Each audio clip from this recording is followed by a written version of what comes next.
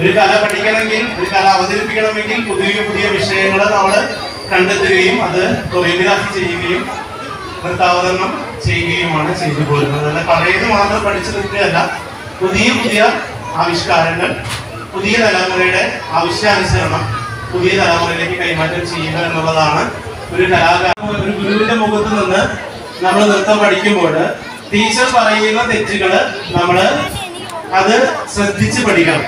അടുത്തത് നമ്മൾ പെർഫോം ചെയ്യുമ്പോൾ അല്ലെങ്കിൽ ഒരു മത്സരത്തിന് പോകുമ്പോഴോ അല്ലെങ്കിൽ മറ്റൊരു പൊതുവേദിയിൽ അവതരിപ്പിക്കുമ്പോൾ ആളുകൾ നേരത്തെ നമ്മൾ ചോദിച്ചില്ലേ, ചിലപ്പോൾ നല്ല സപ്പോർട്ടായിരിക്കും, ചിലപ്പോൾ കുറച്ചുകൂടെ ശ്രദ്ധിക്കണം എന്നൊക്കെ പറയും.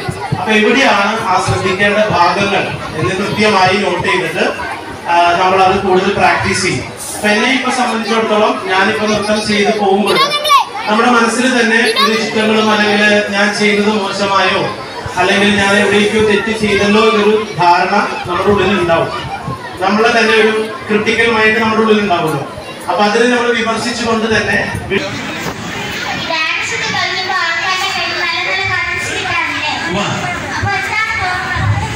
വളരെയധികം സന്തോഷമല്ലേ. നമ്മൾ ഒരുപാട് പ്രാക്ടീസ് ചെയ്ത് ഒരുപാട് കാലത്തെ പരിശ്രമം കൊണ്ട് നമ്മൾ സ്റ്റേജിൽ നിൽക്കുമ്പോൾ ആളുകൾ അതിനെ അപ്രീഷിയേറ്റ് ചെയ്യുമ്പോൾ നമുക്ക് എന്താണ് വളരെ സന്തോഷം തോന്നും. പിന്നെ അടുത്തടുത്ത വേദികളിലേക്ക് കൂടുതൽ പ്രോത്സാഹനങ്ങളാണ്. അതാണ് ഇനിയും അടുത്ത വേദി ചെയ്യുമ്പോൾ ഇതുപോലെയുള്ള കയ്യടികളും പ്രോത്സാഹനങ്ങളും കിട്ടണമെന്നൊരു പ്രതീക്ഷ നമ്മുടെ ഉള്ളിൽ കൂടുതലായിട്ട് വർദ്ധിക്കും.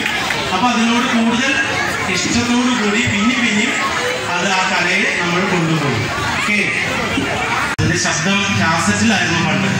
അപ്പം കാസറ്റിൽ എടുക്കാനായിട്ട് ബുദ്ധിമുട്ടി. അപ്പോൾ വിനീത് സാറ് പറഞ്ഞു, നീ ഒന്ന് പാടി നോക്കൂ, നമുക്ക് പറ്റുകയാണെങ്കിൽ എടുക്കാം എന്ന് പറഞ്ഞിട്ട് അങ്ങനെ ആദ്യമായി നാടൻപാട്ടിൽ 4 വരികൾ ചേർത്ത് പാടുന്നത് ആദ്യമായിട്ട് സ്റ്റുഡിയോയിലാണ്. ആ ഒരു പാട്ടാണ് ചാലക്കുടിക്കാരൻ ചെങ്ങാതിയിലെ ചിത്രത്തിലേക്ക് എടുത്തിട്ടുള്ളത്. അത് നമുക്ക് പാടാൻ ശ്രമിക്കാം.